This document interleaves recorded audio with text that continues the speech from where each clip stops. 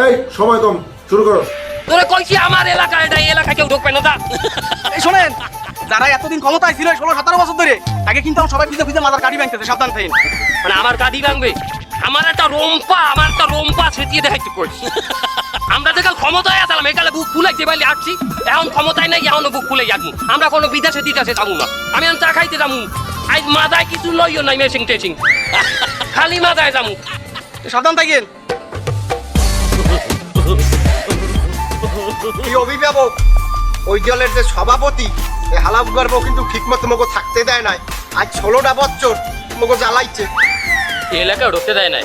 এবারে আমরা এনে বলছি কি লেগে ওই সভাপতিরে গাড়াইতে, ওই হিন্দি চাইবে একটু পরে। ওর উপরে আমার যে কত জাল, খালি একটু আইতে দে। আজ গাড়াম এক ভাব। হ্যাঁ রাতে